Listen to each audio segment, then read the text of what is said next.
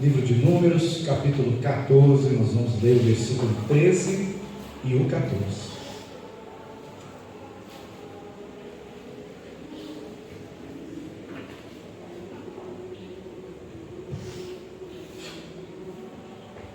Glória a Jesus. Números 14, versículo 13, diz assim: Respondeu Moisés ao Senhor: Os egípcios não somente ouviram que, com a tua força, fizeste subir este povo do meio deles, mas também disseram aos moradores desta terra: Ouviram que tu, ó Senhor, estás no meio deste povo, que face a face, ó Senhor, lhes apareces. Tua nuvem está sobre eles, e vais adiante deles, numa coluna de nuvem de dia e numa coluna de fogo de noite. Verso 14 novamente. Mas também o disseram aos moradores desta terra: Ouviram que tu, ó Senhor, estás no meio deste povo. O Senhor está no meio deste povo, que face a face, ó Senhor, lhes aparece. Tua nuvem está sobre eles, e vai adiante deles, numa coluna de nuvem de dia e numa coluna de fogo de noite. Glória a Deus. Interessante, a tua nuvem está sobre eles, e vai adiante deles numa coluna de nuvem. Parece que não faz sentido, mas tem todo o sentido aqui. Uma perguntinha. Quem veio primeiro, o ovo ou a galinha? Já ouviram isso já? A Bíblia responde. Não é um programa de televisão, mas a Bíblia responde. Quem veio primeiro, o ovo ou a galinha? Quem veio primeiro, a chuva ou a nuvem?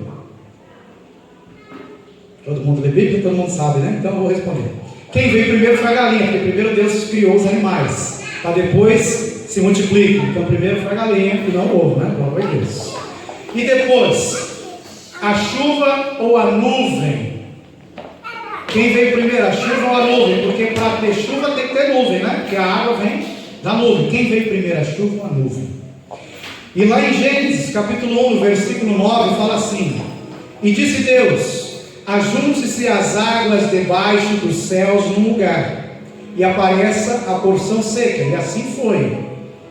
Então, ou seja, a terra era sem forma e vazia, tinha água. Aí Deus fez separação entre as águas de cima e as águas de baixo. A pergunta é: como que as águas ficaram em cima? Né? Se tiver alguma dúvida ainda, nós já vamos esclarecer também.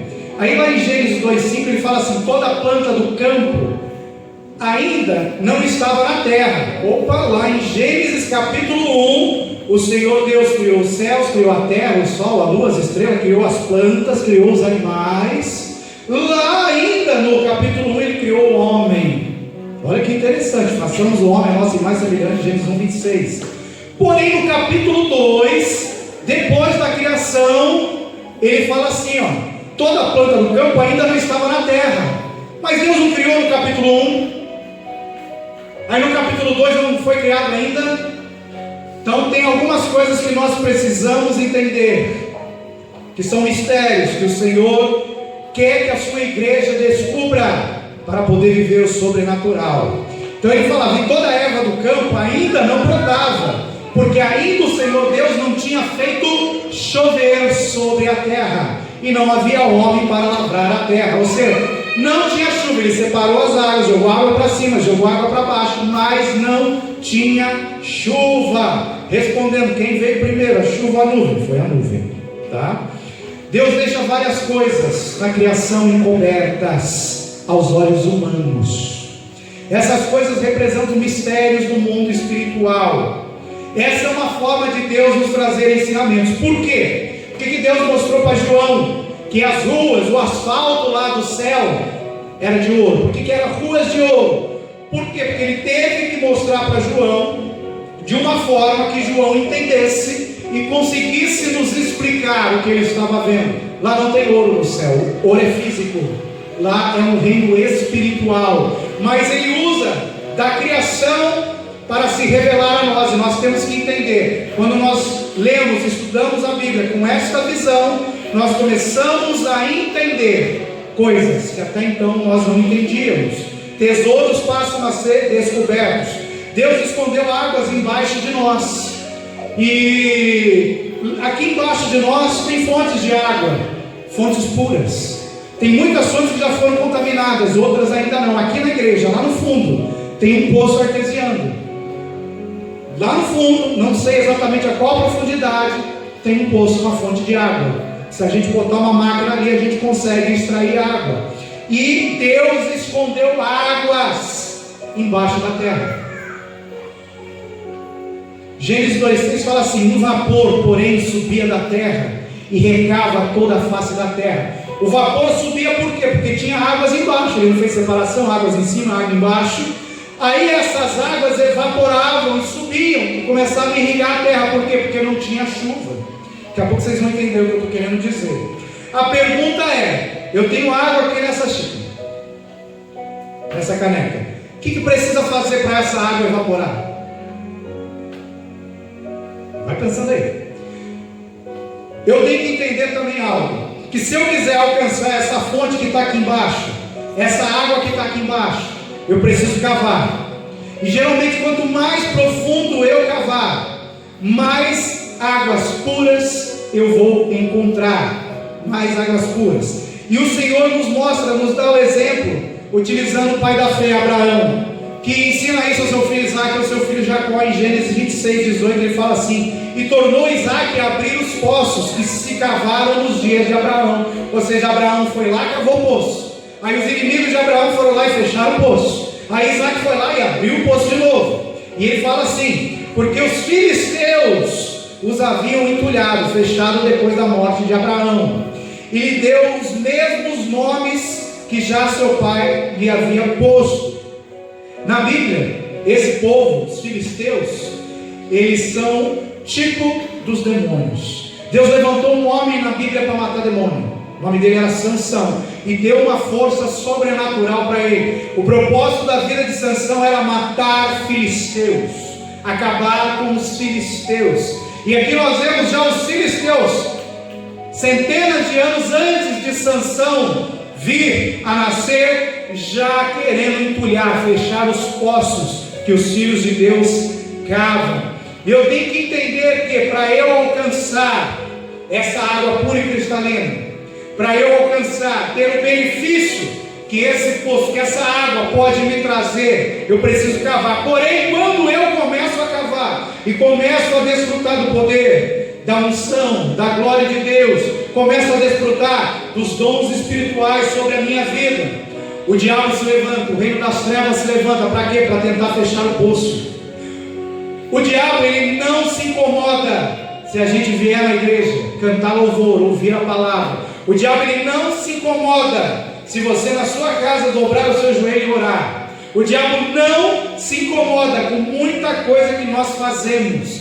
Mas quando nós começamos a ter acesso ao poder de Deus, a unção do Espírito Santo, quando nós começamos a fazer como foi cantado, nos mover no sobrenatural, ele fica furioso. Tem pessoas que estão na igreja há muitos anos, estão ali quietinha, né? Você pode falar assim, não fede, não cheira, né? Não sai da moita, fica ali e não acontece nada. Porém, quando ela começa a se mover no Espírito Santo, quando a unção, o poder vem sobre a vida dela, começa ataques no reino espiritual. Tem pessoas que elas começam a sentir a presença de Deus de uma forma tão grande, que essa presença, ela começa assim: a presença de Deus está no nosso espírito. Jesus falou assim: eu vou para o Pai, mas vos darei outro consolador. Vamos lá, um pouco de teologia. Só que ele falou assim: eu estarei convosco todos os dias. Como que ele vai estar conosco se ele foi para o Pai e deixou outro para ficar conosco? Quando nós aceitamos a Jesus, o Espírito Santo vem habitar no nosso espírito. Porém, Jesus garantiu que ele estaria conosco todos os dias até a consumação do século. Ou seja, enquanto nós estivermos aqui nessa terra, o Senhor Jesus estará conosco. Como que ele está conosco se ele foi embora e deixou o Espírito Santo?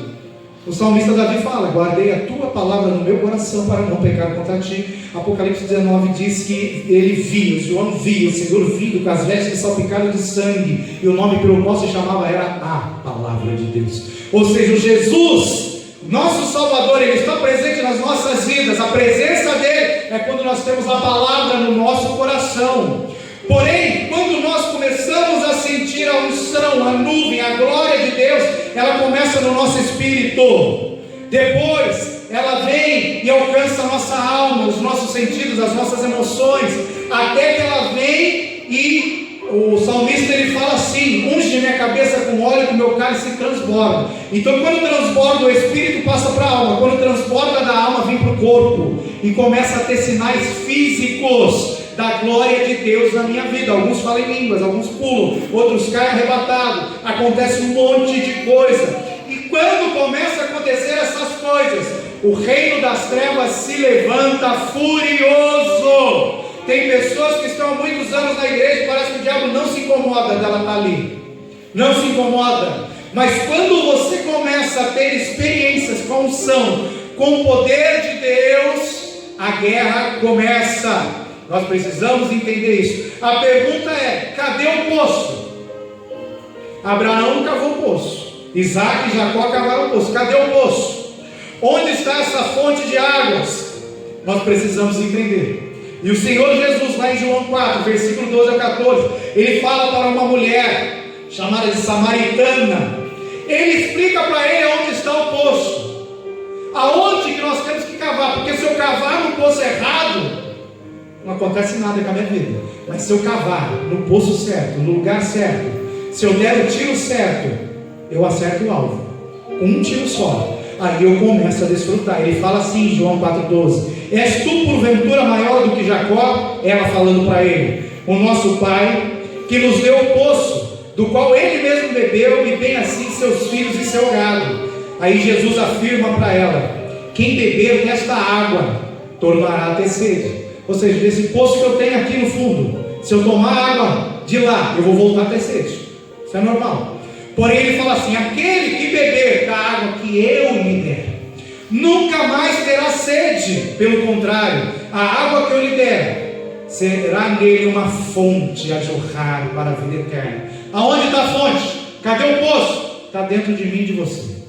Então eu não preciso buscar em profetas, eu não preciso buscar no culto avivado, eu não preciso buscar ali e lá. Está dentro de mim.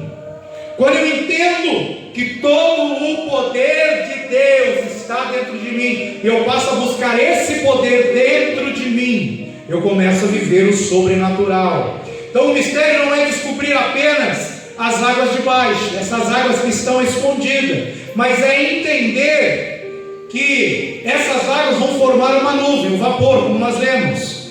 E o que forma o vapor é o fogo.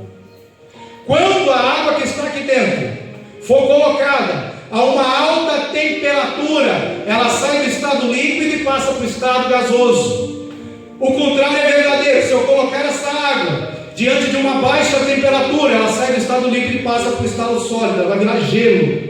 Então quando eu coloco fogo, aumento a temperatura da água que está debaixo, que está escondida, onde está ali o poço na fonte. Quando eu coloco o fogo, o que acontece? Essa água começa a evaporar e ela vai começar a formar uma nuvem, e é essa nuvem que vai irrigar a terra. Então nós temos que entender que é um processo. Não pode, a água está de um lado e o fogo está de outro, longe. Água e fogo têm que caminhar juntos. Pô, mas se o fogo estiver o tempo todo perto da água, a água vai sumir. Uma hora o poço vai secar. Isso aí, o poço vai secar. Aí a Bíblia fala que quando Isaac abria um poço, os filisteus vinham e fechavam. O que ele fazia? Ia lá e cavava outro poço. Aí os filisteus vinham e fechavam. Ele abria outro poço, ele abria outro poço, ele abria outro poço. Por quê? Porque eu tenho que cavar. Eu tenho que buscar cada vez mais a presença de Deus na minha vida. E tem um mistério aí, que quando a água do poço acaba, quando ele os seus poços fechados, quando acabou aquela fonte, ele e os seus servos começaram a cavar um outro poço. E eles chegaram para Isaac e falaram assim: nós achamos água, porém essas águas são diferentes, elas são águas vivas. Ou seja, quando eu me esvazio e começo a buscar mais, eu vou receber porção dobrada, eu vou receber mais daquilo que Deus já me deu. Então tem pessoas que nunca viveram o sobrenatural porque nunca buscaram. Algumas sentiram um gostinho há 20 anos atrás. Eu conheço pessoas que falaram em línguas há 20 anos atrás e hoje não falam mais. Por quê? Porque elas provaram da água, aí acabou a água, ela não foi abrir outro poço, ela ficou parada no tempo. E nós não podemos, nós temos que seguir o exemplo dos nossos pais na fé. Nós precisamos cavar, cavar, cavar e cavar cada vez mais. E olha que interessante, como que o fogo vem? Nós estamos falando de águas que estão embaixo, que precisam ter contato com o fogo para ela evaporar, subir, se transformar numa nuvem e irrigar a terra. Olha que interessante, a nuvem, ela revela o fogo. Eu só sei que existiu fogo porque aquela água que estava escondida, ela evaporou. A nuvem, ela é a manifestação da glória de Deus. E no meio dessa glória, o sobrenatural ele é revelado.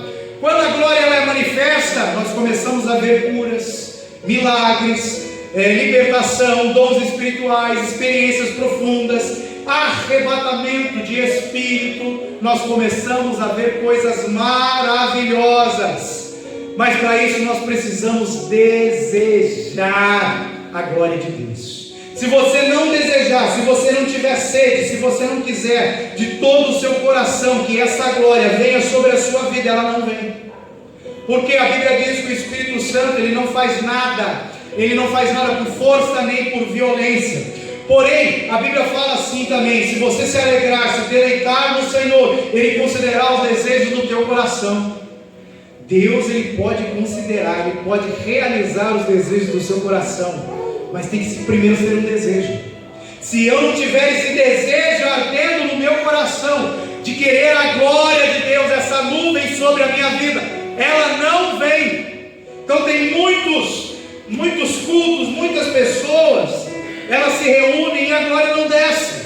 Por quê? Porque elas não querem, elas não desejam. Elas querem que outra pessoa venha e provoque uma manifestação. Elas querem ir no lugar onde tem a glória, mas elas mesmas não desejam a glória. Elas mesmas não desejam de todo o coração. E quando eu falo desejo, não é desejo para você comprar um eletrodoméstico, não, é o desejo de uma mulher grávida, quando ela quer comer alguma coisa. É aquele desejo que não passa. É aquele desejo que toma conta de você e vai te consumir, e quem está ao seu redor começa a perceber que você quer alguma coisa que você quer, e esse desejo começa a incomodar todo mundo que está perto de você. Quando eu começo a gerar esse desejo no meu coração, pela glória de Deus, a glória vem. A glória vem. E o Senhor ele faz isso. Por quê? Porque eu me alegro nele. Só que a chave para gerar a glória, para gerar esse movimento, essa unção maravilhosa, sobrenatural do Espírito Santo, é o desejo.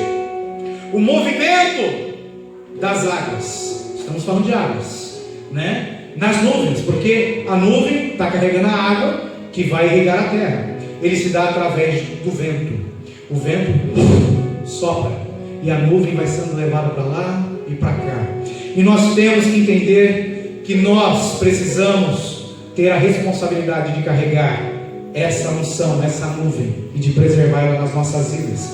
João 3,8 fala assim: o vento assopra onde quer, e ouves a sua voz, mas não sabes de onde vem, nem para onde vai. Assim é todo aquele que é nascido do Espírito.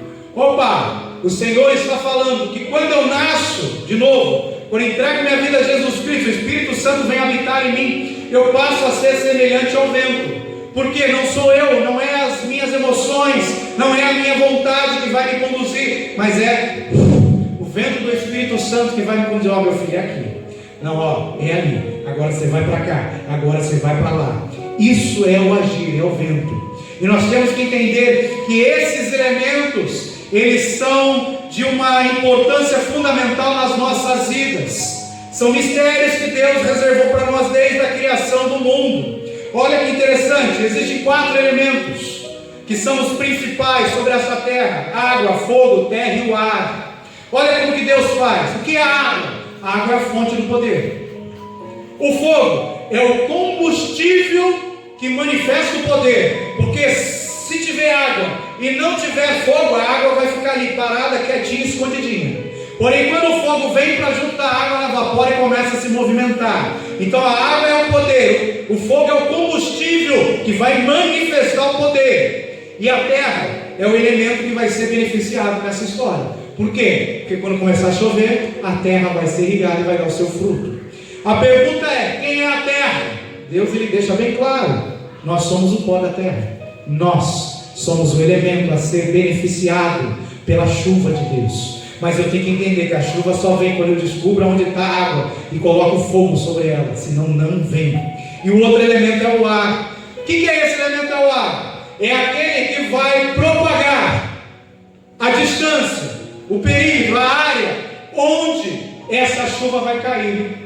Exemplo: se não tiver vento nenhum, se formar uma nuvem aqui em cima, só essa parte vai ser molhada. Porém, se começar o vento começar a soprar, essa água pode ser levada e molhar todo esse ambiente. Então eu preciso desses 4 elementos caminhando juntos no mundo espiritual, para que nós possamos ver o sobrenatural de Deus. A água, que é o poder, o fogo, que é o combustível que manifesta o poder, a terra, que somos nós. Quando nós nos humilhamos e reconhecemos que nós não somos nada, quando nós colocamos a nossa cara no pó, falamos: Senhor, nós somos o pó dessa terra, nós nascemos nu e vamos voltar nu, nós não somos nada, mas contigo nós podemos todas as coisas, porque o Senhor nos fortalece. Quando nós nos humilhamos na presença do Senhor, aí o mover de Deus começa na nossa vida. E a água, o ar é o elemento que vai propagar, vai levar essa unção por onde nós passamos. Cavar o poço traz alimento para a nossa alma. Para isso nós precisamos de uma busca individual, aquilo que nós chamamos de quartinho de oração. Porém assim, tem esforço, tem sacrifício. Eu ouvi uma pessoa falando assim: Deus ele não quer meu sacrifício. Para a salvação ele não quer mesmo, porque ele já deu o maior de todos os sacrifícios, Jesus Cristo. Mas quando eu começo a entender, que quando eu começo a falar não para o meu eu, olha que interessante, Eva foi enganada pela serpente, o homem não. O apóstolo Paulo fala que Adão não foi enganado, quem foi enganado foi a mulher. Como que ele enganou? Ele distorceu a palavra de Deus e enganou ela com coisas físicas. A árvore é boa de se ver, boa para comer. Ele quis influenciar os sentidos. E quando que o pecado se consumiu? Foi quando ela olhou para a árvore? Não. Foi quando ela desejou? Não. O pecado ele se concretizou quando ela comeu do fruto da árvore do conhecimento da vida, conhecimento do bem e do mal.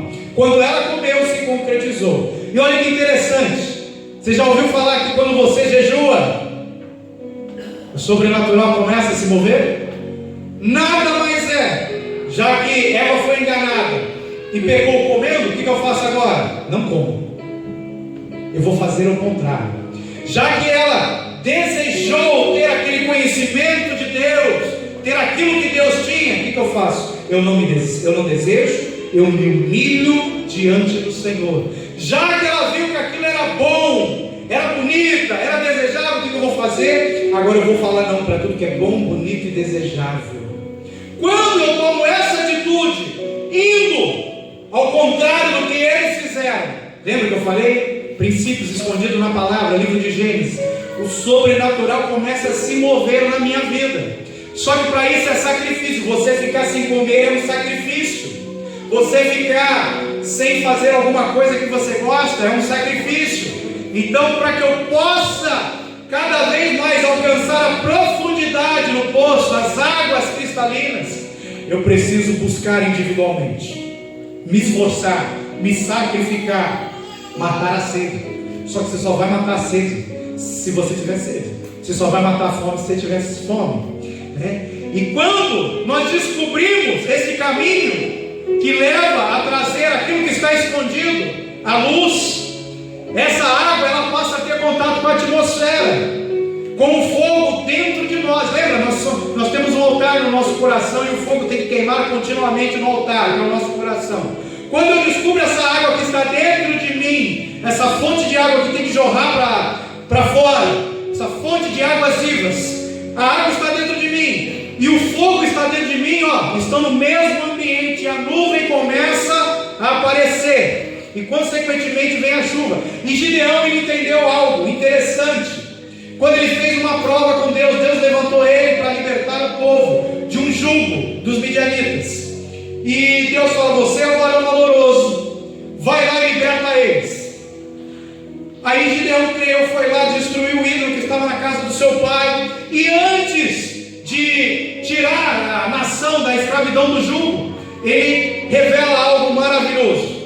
Ele fala assim, lá em Juízes 6,36, e disse Gideão a Deus: se has de livrar Israel por minha mão, como tens dito, eis que eu porei um velo de lã, um tecido, um pedaço de lã, na ilha. Se o orvalho, que é o orvalho? Aquela chuva bem fininha, estiver somente no velo, olha que interessante a sequência, hein? Se o orvalho estiver somente no velo, e secura sobre toda a terra, então conhecerei que has de livrar Israel por minha mão, como tens dito. E assim sucedeu, porque ao outro dia se levantou de madrugada, e apertou o velo, e do orvalho do velo espremeu uma taça cheia de água. Ele pediu: Senhor, eu quero água só no velo, só nesse pedacinho de lã. O Senhor foi lá e colocou água no velo. E olha que interessante. E disse Gideão a Deus: não se acenda contra mim a tua ira, se ainda falar só esta vez. Ele aprendeu a fazer a sua oração com Abraão. Abraão falou: Senhor, não se acenda a sua ira contra mim. Se tiver 50, se tiver 40, se tiver 30 ainda para se salvar em Sodoma e Gomorra, não mates. Princípios. Quando a gente ora desse jeito, as coisas começam a acontecer nas nossas vidas.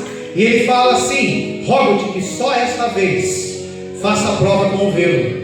Rogo-te que só no velo haja secura, e em toda a terra haja o orvalho. E Deus assim o fez naquela noite, pois só no velo havia secura, e sobre toda a terra havia orvalho, em cima desse barril.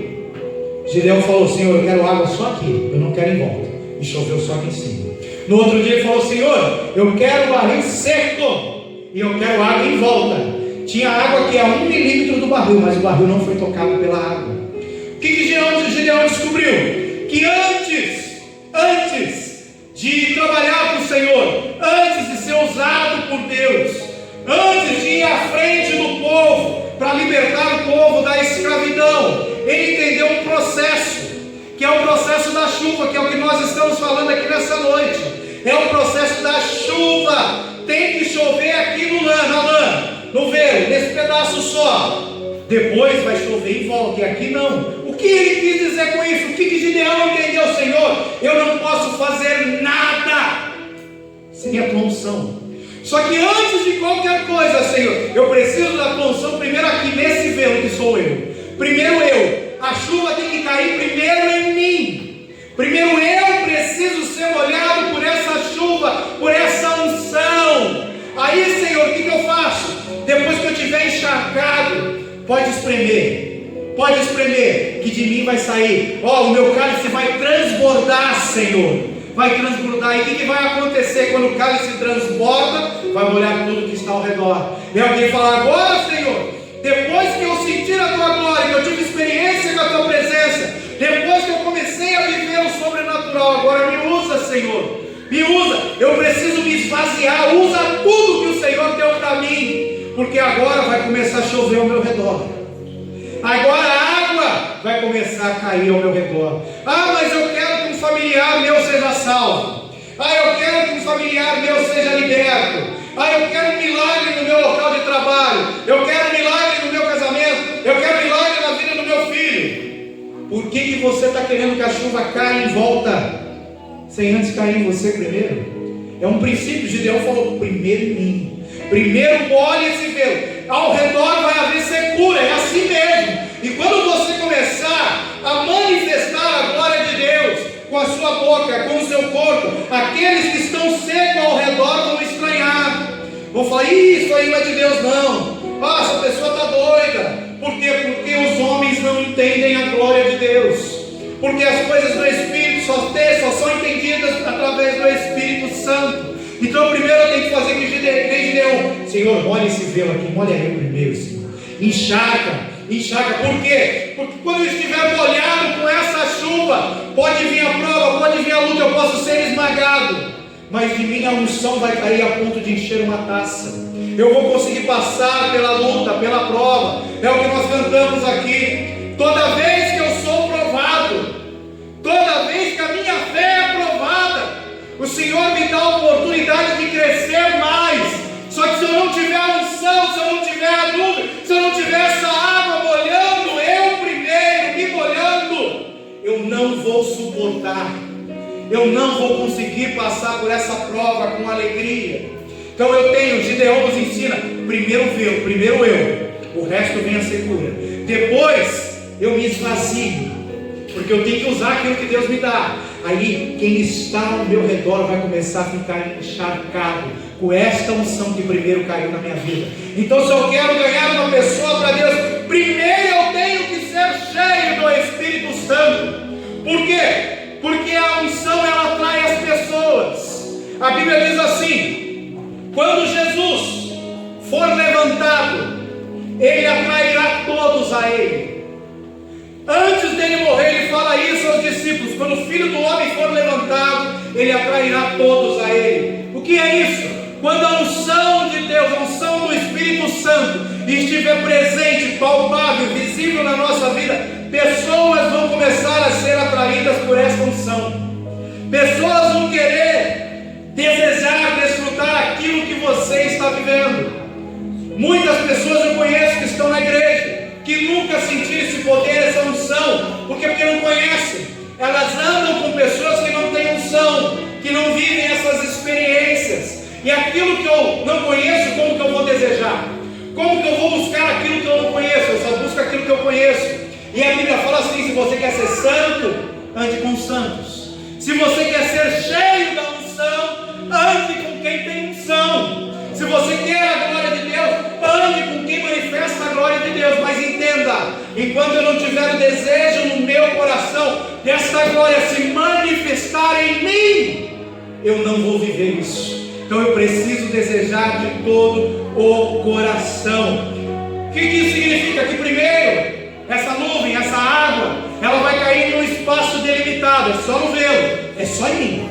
Mas depois ela vai cair sobre toda a terra. E quando Gideão pediu: Deus, derrama desta chuva sobre a terra, ele não falou que era 5, 10, 15, 20 metros, não. A Bíblia fala que a água caiu sobre toda a terra. Ou seja, a unção manifesta nas nossas vidas. Ela pode fazer aquilo que nós nem imaginamos. Pessoas de longe vão ser alcançadas, milagres vão ser realizados à distância.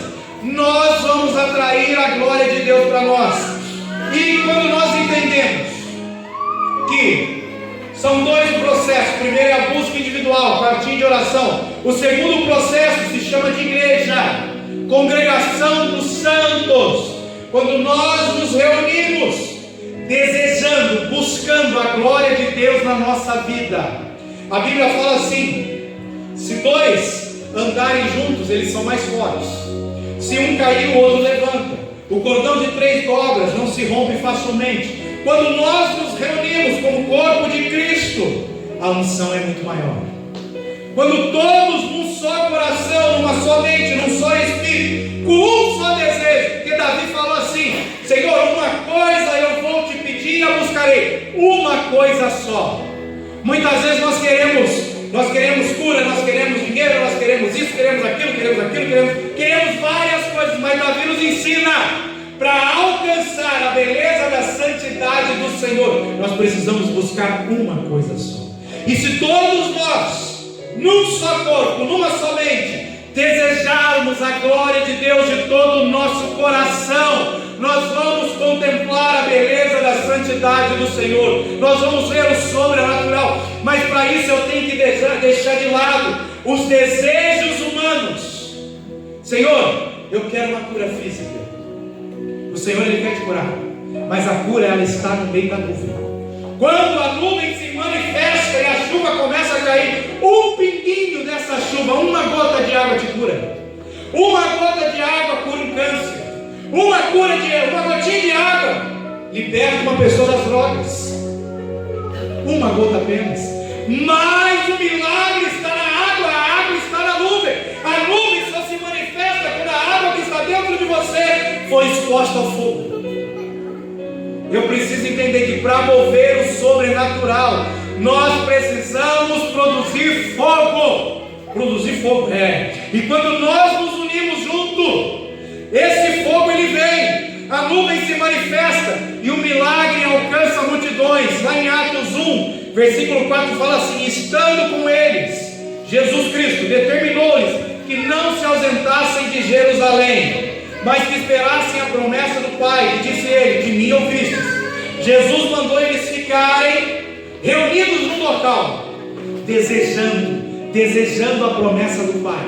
E eles ficaram ali por 10 dias, para tudo, para emprego, para trabalho, para tudo. Vamos ficar 10 dias, desejando juntos de todo o coração, cerca de 120 pessoas, por 10 dias desejando a glória de Deus, desejando a promessa de Deus. 10 dias, aí fala assim no versículo 14: todos estes perseveraram unanimemente em orações e súplicas. Ou seja, com um mesmo desejo, um só coração, um só corpo, um só espírito. Aí em Atos 2, nós vemos o que acontece. Esse desejo no coração, quando a igreja estava reunida, orando num só propósito, fala assim: cumprido-se o dia de Pentecostes, 10 dias depois que eles se reuniram, estavam todos reunidos no mesmo lugar. Eles ficaram 10 dias reunidos no mesmo lugar. E de repente veio do céu um som como de um vento. Olha o vento, veemente e impetuoso. O que o vento faz? O vento movimenta a nuvem. E ele fala assim: e encheu toda a casa em que estávamos assentados, e foram vistas por eles línguas repartidas como que de fogo. Fogo. Se não tiver fogo, não tem unção. Fogo. As quais pousaram sobre cada um, primeiro no velo, depois nos outros. Primeiro em mim a unção, primeiro em mim a glória, depois nos outros. De sorte que foram batizados, que de bom grado receberam a sua palavra. E naquele dia, agora, primeiro em mim o fogo, pousava sobre cada um o fogo. Aí depois veio o princípio de Gideão, primeiro no velo, agora em volta da terra. Olha o que acontece. E naquele dia, agregaram-se, entregaram a vida a Cristo, quase 3.000 almas. Lembra que eu falei? Não tem limite. Depois que a água cai em mim, não tem limite aonde ela vai cair ao meu redor. Eles eram cerca de 120. Eles foram cheios da presença e da glória de Deus. E depois que o velo foi molhado, a água veio e irrigou, molhou toda a terra. Cerca de 3.000 almas se entregaram a Jesus Cristo. Quanto mais nuvem, quanto mais glória, quanto mais poder, quanto mais unção nós tivermos, buscarmos unidos como igreja, juntos num só corpo, mais almas serão alcançadas, mais pessoas serão atraídas para junto de nós, mais pessoas serão atraídas para este lugar. Mas para isso é necessário unção, o poder de Deus para as nossas vidas. Tudo isso depende da nuvem. Tudo depende da nuvem. Nós dependemos exclusivamente da nuvem, do poder de Deus. Nós queremos beber muitas vezes do poço que outra pessoa cava. Nós queremos viver o milagre através da vida de outra pessoa. Nós mesmos não queremos cavar, não queremos buscar. Nós passamos a depender dos outros. E não é isso. Nós temos livre acesso à glória de Deus. Livre acesso. A Bíblia fala lá em Hebreus 10:19: pelo sangue de Jesus Cristo entrai com ousadia no santo dos santos, na presença dele. Só que nós não queremos entrar, porque tem um preço a ser pago. É mais fácil que o irmãozinho aqui da oração, cheio da unção, entre e venha e revele a vontade de Deus para a minha vida, do que eu fazer que nem Jeremias. Olha que interessante. Tem pessoas que querem assim: Senhor, fala, pá, e quer que o Senhor fale. Aí quando o Senhor não fala, ele usa de subterfúgios para Deus falar naquele momento. Aí o povo fala assim: Jeremias, pergunta para Deus. Eles não queriam cavar o poço. Pergunta para Deus o que ele quer que nós venhamos a fazer. O que ele falar, nós vamos cumprir. Ele falou: amém, eu vou orar. Jeremias ficou 10 dias orando. 10 dias orando, até a nuvem vir sobre ele, e ele ouvir a orientação de Deus para ele transmitir para o povo. 10 dias orando, buscando, cavando poço, jogando fogo em cima da água que estava dentro dele, para que a nuvem se manifestasse e ele começasse a ouvir. Então como que eu faço para atrair essa nuvem sobre a minha vida? É fácil. Lá em 2 Crônicas 7, 13 e 14, um texto muito conhecido e recitado por crentes, que diz assim: o Senhor falando, se eu cerrar os céus e não houver chuva, se não tiver glória, ou se ordenar aos gafanhotos que consumam a terra, maldição, ou se vier a peste entre meu povo, olha o que ele fala aqui, e se o meu povo, que se chama pelo meu povo, chaves agora para atrair a unção de Deus, se humilhar, orar, buscar a minha face, se converter dos seus maus caminhos, então eu ouvirei do céu e perdoarei os seus pecados. Aí eu vou fazer o que Gideão pediu, porque primeiro eu me humilhei, eu orei, eu busquei, confessei os meus pecados, primeiro vê-lo. Agora Deus vai fazer o que Gideão pediu, olha que ele vai fazer assim, e sararei a sua terra. Ou seja, agora eu vou molhar toda a terra ao seu redor. É princípio, é chave bíblica. Eu tenho que entender isso, sem humilhação, sem arrependimento, sem vida de oração, sem mudança de atitudes, não é possível viver o sobrenatural de Deus. E para mudar a atitude é necessário sacrifício. Não tem como, é necessário sacrifício. E olha que interessante, quando a gente se humilha, começa a atrair a presença de Deus, se forma a nuvem, cai água. Às vezes eu sinto a presença de Deus, eu sinto essa unção. E a unção ela se manifesta também fisicamente no nosso corpo. Saiu do Espírito, foi para a alma, bate no corpo. A nível do Espírito, você sente. Quando começou o culto do segundo louvor, eu vi um anjo parado aqui do lado. E Deus começou a mover esse anjo aqui dentro. Você vai sentir no seu espírito. Aí depois vem para a alma, você se quebranta. Automaticamente você se quebranta porque você começa a se humilhar. Só que isso vem para o corpo. Começa a dar formigamento, começa a dar choque. Às vezes você começa a ficar mole. Por quê? Porque a unção ela vai tirando toda a sua força, toda a sua resistência. Tem pessoas que não aguentam. Elas começam a sentir uma leveza tão grande que cai. E muitas vezes quando a pessoa levanta, gente, o que você sentiu? Eu senti um peso saindo do meu ombro. É isso, a unção ela vem e despedaça o jugo. Então são sinais, você sente choque, às vezes você começa a sentir arrepio no corpo todo, porque é um sinal que o Espírito Santo está nos dando. A unção dele, ela existe, ela é real, e nós precisamos entender e buscar. Quando a nuvem está carregada, eu até sinto a unção, às vezes eu até sinto arrepio, eu sinto um choque, eu fico mole. Teve um louvor aqui que eu quase caí. Por quê? Porque a unção ela vem forte. Porém, tem um detalhe nisso. Muitas pessoas até começam a sentir, mas não ouvem Deus falar. Por quê? Porque para Deus falar, você tem que interagir com essa nuvem, com essa unção. Olha que interessante. Quando a nuvem ela está carregada, você olha para o céu, você vê aquela nuvem, parece até feia, né? Escura. Você vê que ali tem raios escondidos. Vão começar trovões. Aqui no Espírito Santo não tem muito não. Mas lá onde eu nasci, se apareceu uma nuvem no céu, o povo já sai tirando tudo a tomada. Porque vem raio, vem trovão, vem relâmpago, o negócio é terrível, lá em Campinas, São Paulo. Então quando a nuvem está carregada, a gente começa a ver sinais de que vai ter raios, que vai ter trovões. E o que isso tem a ver com a nuvem? A Bíblia explica. Olha que interessante, Apocalipse 10:4 fala assim: quando os 7 trovões acabaram de soar, eu já ia escrever, mas ouvi uma voz do céu que dizia: sela o que os 7 trovões falaram, e não os escrevas.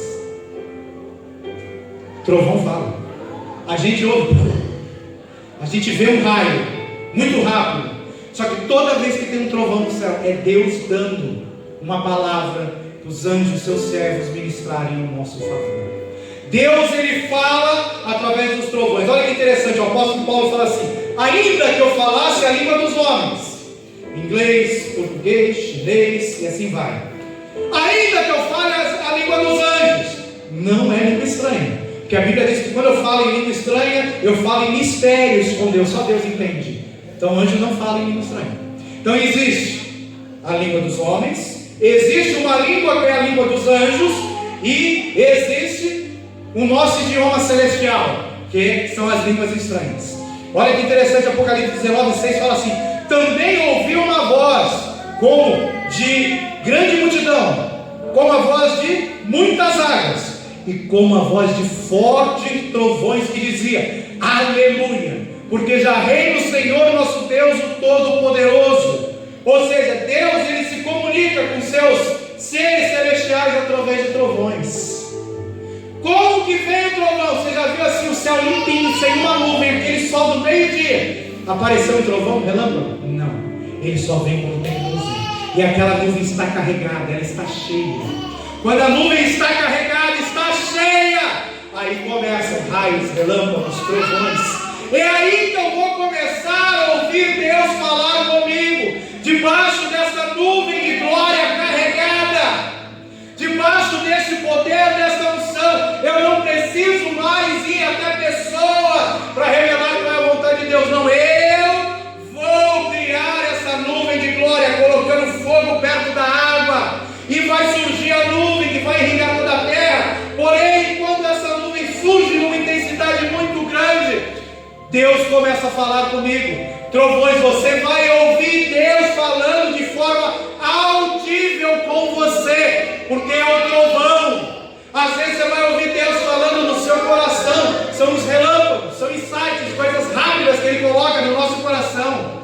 Mas isso só vai acontecer se a nuvem surgir.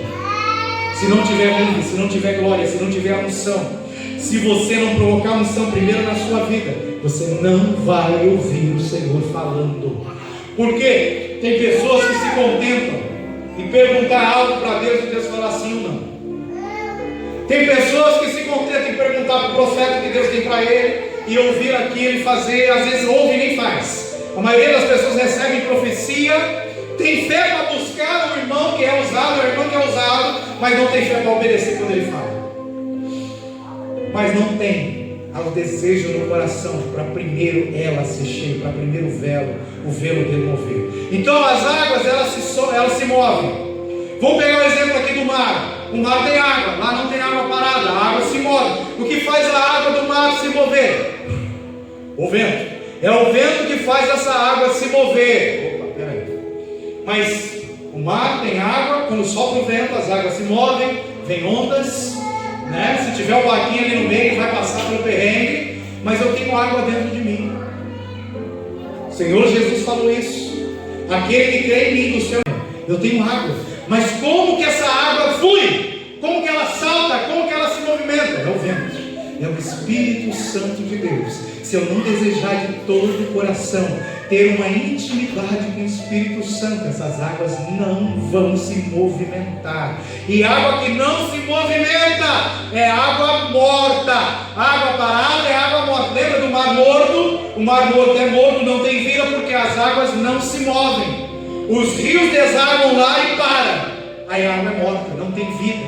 Mas os outros oceanos recebem águas dos rios e eles jogam água para outros oceanos. A água se movimenta, ela não fica parada, e quando tem movimento, tem vida. E o que faz movimentar essas águas é o vento. Nós somos o pó da terra que precisa de água. E sem o calor, sem o fogo, não há nuvem. Sem nuvem o vento não pode conduzir. Quem conduz a nuvem é o vento. Então eu preciso de vento, terra, água, fogo. Eles precisam andar juntos. E lá em Gênesis 2:7 de novo, olha o que o Senhor deixa registrado para nós. E formou o Senhor Deus o homem do pó da terra, e soprou em seus narizes o fôlego de vida. Olha o ar, olha o vento se movimentando. E o homem foi feito alma vivente. Cadê o fogo nessa história? O Senhor Deus criou o homem do pó, da terra. Então eu tenho a terra. Ele soprou, eu tenho o ar. A gente sabe que o homem, 60% ou mais por cento do corpo, do nosso corpo, é feito de água. O planeta não é terra, o planeta é planeta água. Nós chamamos ele de planeta terra. Nós somos pó, mas nós somos feitos de água. Mas lembra, se não tiver fogo, não adianta nada. Cadê João Batista descobriu. João Batista descobriu que Jesus era o Cordeiro de Deus que viria tirar o pecado do mundo. Mas João Batista também descobriu isso. Ele falou assim: eu em verdade vos batizo com água para arrependimento, mas aquele que vem após mim é mais poderoso do que eu. Não sou digno de levar as suas sandálias. Ele, Jesus, vos batizará com o Espírito Santo e com fogo. São duas coisas diferentes, tá? A nossa doutrina teológica fala que é uma coisa só. Não é. Tem pessoas que são batizadas com o Espírito Santo, mas não são batizadas com fogo. Porque quem é batizado com fogo queima a água, evapora a água, produz nuvem. Produz nuvem. Se fosse a mesma coisa, ele não usaria duas expressões diferentes. Então, ele vai trazer o fogo. Então, o Pai, o Filho e o Espírito Santo na criação pegou a terra, soprou o vento, né, fez o barrinho, terra e água e vento. Aí agora ele trouxe aquilo que faltava para completar as nossas vidas, é o fogo. O fogo de Deus, o fogo que Jesus Cristo vem para nos batizar. E esse elemento da criação é aquilo que falta para completar a nossa vida. Pô, mas eu sou tão triste, eu sou tão sozinho, ninguém gosta de mim, minha vida não dá certo, tudo dá errado. O que está acontecendo comigo? Está faltando fogo. Está faltando fogo. Porque quando o fogo começa a queimar, a água evapora e a nuvem aparece. E debaixo da nuvem de glória, debaixo da presença de Deus, você é completo.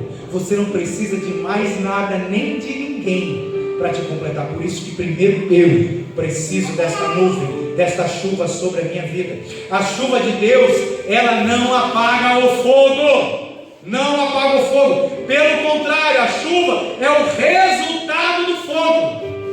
A chuva é o resultado. Você quer chuva? Vai ter que ter fogo. Você quer milagre? Vai ter que ter fogo. Você quer cura? Vai ter que ter fogo. Você quer uma porta aberta? Você quer uma promoção no seu serviço? Quer um emprego novo? Vai ter que ter fogo. E fogo muitas vezes precisa de sacrifício para ser aceso. A nuvem não era gerada só para evaporar a água. Olha que interessante, agora vem um outro mistério. Lá no tabernáculo que Deus revelou a Moisés, a nuvem, quando Moisés entrava, a nuvem descia. Muitas vezes quando Arão entrava, a nuvem descia. Só que tinha vezes que a nuvem não descia. Dois filhos de Arão, por não terem ali a nuvem, eles pegaram um fogo, eles produziram um fogo chamado de fogo estranho e levaram para o lugar santíssimo. O que aconteceu com eles? Eles morreram. Por quê? Porque eles não souberam produzir o fogo para atrair a nuvem. Olha o que Deus fala lá em Levítico 16, versículo 13, falando do sacerdote, do Arão, aquele que entraria no Santo dos Santos na presença de Deus. Ele fala assim: porá, vai colocar o incenso sobre o fogo perante o Senhor, para que a nuvem do incenso, olha, para que a nuvem do incenso cubra o propiciatório que está sobre o testemunho, para que não morra. Olha que interessante, o sacerdote, ele carregava na sua vestimenta, ele tem uma veste sacerdotal com mangas. Nessas mangas, se a gente for ver as vestes do sacerdote em Êxodo, nós vamos ver que nessa manga, aqui dentro da manga, ele colocava pós aromáticos. Por quê? Porque quando ele fosse entrar lá no lugar santíssimo, ele pegava um incenso com brasas tiradas do altar, colocava no incenso e ia lá para o lugar santo. O lugar santo é assim, ó. Ele tem uma distância, não me recordo se é de 7 metros, né? Tem a cortina aqui que separa. Lá dentro tem a arca da aliança. Então o sacerdote, ele tinha que fazer assim, ó. Ele pegava o incenso, aqui está a cortina, lá está a arca, ele tinha que fazer assim, ó, e entrar. Ele entrava de costas dentro. Lembra que os serafins cobriam os rostos para não ver a glória? O sacerdote tinha que entrar de costas para não ver, e vinha com incenso. E ele ficava ali dentro com aquele incenso. Para quê? Para que aquele incenso produzisse uma nuvem, e essa nuvem viesse a tomar todo o local. Detalhe: aqui dentro, no segundo elemento, tem o átrio, o lugar santo e o santíssimo. Aqui no lugar santo ainda tem o candelabro, que está aceso. A chama não pode se apagar, a luz tem que ficar acesa o tempo inteiro. Tem luz. Quando ele passa a cortina, não tem mais luz, é trevas, é escuridão total. No lugar santo dos santos não tem luz lá dentro. Então ele tem que entrar com muito cuidado, dar a quantidade de passos certa, até mesmo para não tocar na arca, senão ele morre. Então tudo tem que ser feito com muito cuidado. Não tem luz lá dentro. Para quê? Para o homem não brilhar. E se isso não fosse suficiente, ele precisa daquele incensário produzir uma fumaça para cobrir todo lugar. Quando a fumaça tomava todo lugar, Deus começava a falar com ele. Deus liberava o perdão para ele e para o povo, mas só depois que a fumaça tomava todo lugar. O homem tem que desaparecer na presença de Deus para que a glória se manifeste. Outro detalhe importante. Aí ele está lá com o incensário, ele entrou e o fogo está apagando ali no incensário, a fumaça já está quase acabando. Ele não pode sair para pegar mais brasa e colocar, ele tem que ficar lá dentro. E a Bíblia fala: se esse fogo se apagar, se essa fumaça não tomar o local, ele vai morrer. Levítico 16:13, ele vai morrer. E tem muitas pessoas hoje na igreja que estão mortas espiritualmente, porque não produzem nuvem, não produzem essa fumaça, esse incenso que atrai a glória, não ouvem Deus falar porque não produzem isso. Então eu tenho que entender, ele carregava aqui, na manga, pós aromáticos. Por quê? Porque quando começava a apagar aquela nuvem, aquele incenso, aquele fogo que foi colocado no incensário, quando aquilo começava a diminuir, e ainda a nuvem não tinha tomado todo o ambiente, ele pegava esse pozinho aromático e jogava no incensário. É o texto que nós lemos.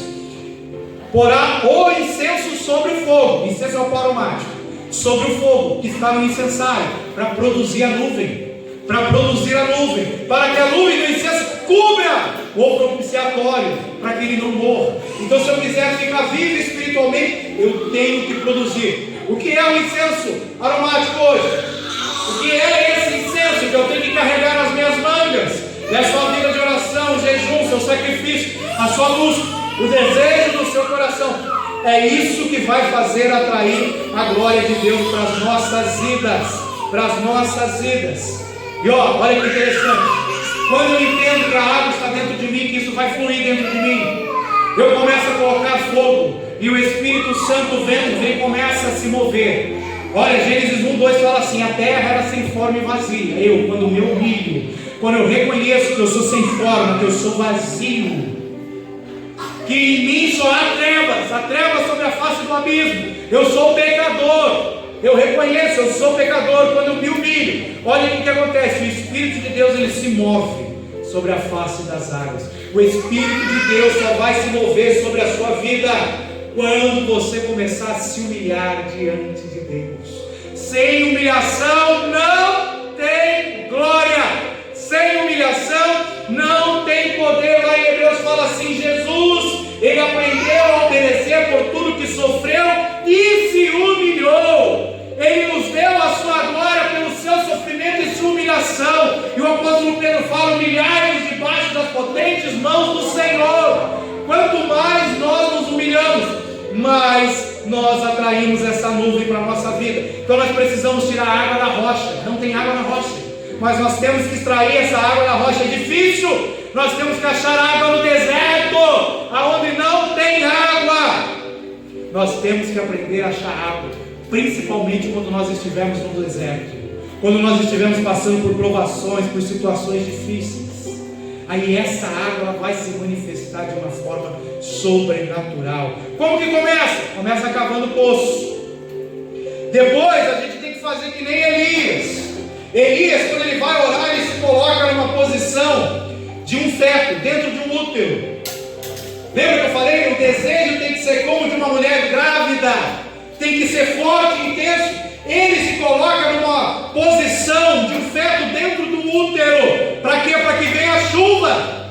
E quando ele orou pedindo chuva, ele não falou assim: Deus manda chuva. Aí viu-se lá uma nuvem pequena do tamanho da mão de um homem, não. Elias, ele estava no pé de um monte grande, alto. Ele falou para os seus servos: sobe o monte. Aí ele foi e subiu. Eu não sei se ele levou horas para subir esse monte, porque esse monte é grande. Aí ele foi e voltou. Não, ainda nada. Ele sobe de novo. Aí ele foi e subiu um monte de novo. Aí ele desceu 7 vezes. Ele subiu e desceu um monte. Na 7ª vez que ele subiu, ele desce e fala: Elias, eu vi uma nuvem do tamanho da mão de um homem. Elias ficou horas naquela posição, desejando a nuvem, desejando a glória, desejando a presença. Ele ficou horas buscando. Eu quero a glória, Senhor, eu quero a glória, eu quero chuva sobre a terra, eu quero milagre, eu quero sobrenatural, eu quero cura. Então nós começamos a cavar o poço. Depois nós temos que começar a gerar esse desejo de querer mais. E olha que interessante, depois de passar horas ali buscando essa nuvem, essa glória de Deus, ele viu só uma nuvenzinha. E é assim que Deus faz. Deus, ele começa a dar sinais, coisas pequenas na nossa vida, e ele fala assim: se você for fiel no pouco, naquela nuvenzinha do tamanho da mão de um homem, aí ele vai colocar muita água, ele vai irrigar de forma abundante a terra. Mas eu tenho que gerar isso no meu coração. E para a gente encerrar, olha que interessante, lá em Ezequiel capítulo 47, fala de águas que saem do trono, águas que nós temos que viver. Ele fala assim no versículo 3: saiu aquele homem para o oriente, tendo na mão um cordel de medir, e mediu 1000 côvados, e me fez passar pelas águas que davam pelos tornozelos. Guarda isso, tornozelos. E mediu mais 1000, e me fez passar pelas águas que me davam pelos joelhos, tornozelo e joelho. E mediu mais 1000 e me fez passar pelas águas que me davam pelos lombos é cintura. Então eu tenho tornozelo, joelho e lombo. Aí ele mediu mais 1000, e era um ribeiro que eu não podia atravessar, porque as águas eram profundas, águas que se deviam passar a nado, ribeiro pelo qual não se podia passar. O profeta, ele usa de uma tipologia de coisas na terra, da criação, para nos explicar mistérios de Deus. Então ele fala de um ribeiro, onde o homem tem que entrar nesse ribeiro, e ele vai começar a andar rumo à profundidade. Isso todo mundo entende. Todo mundo já entrou dentro de uma piscina, de um rio, do mar, de alguma coisa de água, até de uma bacia de água, né? E dependendo, quanto mais você vai andando, mais a água vai subindo, até chegar ao ponto que você não bota o pé no chão, você tem que nadar. Só que ele fala assim: a Bíblia nos ensina que existe 3 níveis de maturidade na fé cristã. 3 níveis de maturidade na fé cristã. O apóstolo João, ele fala isso. Primeiro nível: nós somos crianças na fé. Aceitei Jesus Cristo como meu Senhor e Salvador, eu nasço de novo, sou um bebezinho, uma criança recém-nascida, que precisa de cuidado ali. Então o primeiro nível da fé é o tornozelo. Eu sou criança na fé. Eu fico aqui na aguinha rasa, não posso comer feijoada, tenho que tomar leitinho não só, fico ali. O problema é quando eu fico muitos anos dentro da igreja só no leitinho não. Eu fico com a água só no tornozelo. Aí eu tenho o segundo nível, que é onde a água bate no joelho. E esse assim, tem muita gente que está com a água no joelho, muita gente de oração, muita gente que ora, que busca, mas a água está no joelho, não é suficiente. E João, ele fala assim lá em 1 João, se eu não me engano, no versículo, capítulo 4. Então, primeiro nível, eu sou filhinho. Segundo nível, eu posso ser jovem. Por que eu sou jovem? Por que o jovem é o segundo nível de maturidade na fé? Porque o jovem vence o diabo, o jovem vence o maligno, o jovem sabe fazer guerra espiritual, o jovem sabe resistir ao diabo para ele fugir, o diabo fugir da vida do jovem. Jovem não é quem tem 15, 16, 18, 20 anos, não. Jovem é quem tem a água no joelho e já consegue vencer o diabo, consegue vencer o pecado, consegue ajudar outras pessoas a serem libertas da garra de Satanás. Esses são os jovens. Mas não é suficiente vencer o diabo. Deus tem mais. Deus tem mais. Então a criança na fé tem água no tornozelo, o jovem tem água no joelho. Glória a Deus, já vence o diabo, mas não é suficiente. Agora a água precisa tocar nos lombos. Qual é o mistério do lombo? O lombo aguenta a força. O lombo é que dá sustentação para o nosso tórax, para a parte de cima do corpo. É o lombo. Se você tiver algum problema na sua cintura, no seu quadril, você pode até ficar sem conseguir andar. Olha que interessante, Hebreus 7:10 fala assim: porque ainda ele estava falando de Arão, se relacionando com Abraão, fazendo uma relação entre o parentesco e a descendência deles. Porque ainda Arão estava nos lombos de seu pai, Abraão. Quando Melquisedeque lhe saiu ao encontro, opa, pera aí. Água no tornozelo, eu sou criança na fé. Água nos joelhos, eu já sou jovem, venço o diabo, tenho vida e oração. Água nos lombos, terceiro nível de maturidade. Agora você vai começar a gerar filhos. Ele falou, Arão estava no lombo de Abraão ainda, nem tinha nascido. Então o lombo ele vai produzir, ele vai gerar. O lombo tem que ser fértil. Aí o apóstolo João ele fala, filhinhos. Depois ele fala, jovens sois fortes, e vós pais. 3 níveis de fé: criança, jovem, e agora nos lombos eu começo a gerar filhos espirituais. E Jesus fala assim: ide, pregai o evangelho a toda criatura. A maioria das pessoas para aí, ide, vamos fazer o ide, que lindo, vamos para a pracinha ali e fazer o ide, pregar o evangelho. Mas não é só isso não, ide, pregar o evangelho, fazer discípulos. O discípulo é um filho. Quando eu faço um filho, eu gero um discípulo espiritual. A água está nos lombos. Então 3 níveis de fé da maturidade. Passei a gerar filhos, ganhei algo, agora eu estou ensinando, acompanho essa pessoa, ela é meu filho na fé, eu ajudo ela a crescer, eu estou com a água nos lombos. Não é suficiente ainda. Então, criança na fé, tornozelo. Eu sou jovem, água no joelho. Agora eu comecei a gerar filhos, estou discipulando, estou ajudando pessoas a crescerem. As águas estão no lombo. Mas ele fala o seguinte, que agora eu não consigo mais andar, agora eu tenho que nadar. Quando você começa a nadar, é que agora se manifesta na sua vida. É que aí você vai começar a ser dirigido pelo Espírito Santo, porque você vai estar ali junto. Você e a água vai ser um só. Você e a água vai ser um só. É necessário nascer da água e do Espírito. Jesus falou para Nicodemo: nós vamos ser um só, a água e eu seremos um. Aí o Espírito Santo vai começar a se mover sobre a face das águas que sou eu. Aí eu vou começar a viver a glória e as manifestações maravilhosas de Deus sobre a minha vida, sobre a sua vida. Eu preciso entender isso. Eu tenho que deixar de ser criança e passar a ser jovem. Eu tenho que vencer o diabo. Eu tenho que começar a gerar filhos para a água bater no meu lombo. Mas agora eu preciso também mergulhar e nadar nas águas do Espírito Santo. É necessário. Nós não podemos parar no nível 1, nem no nível 2 e nem no nível 3. Nós precisamos fluir. Nós precisamos que de nós flua rios de água viva. E é esse o desejo que eu quero que você gere no seu coração. Isso é o que o apóstolo Paulo fala em Gálatas 5,16: andar em espírito.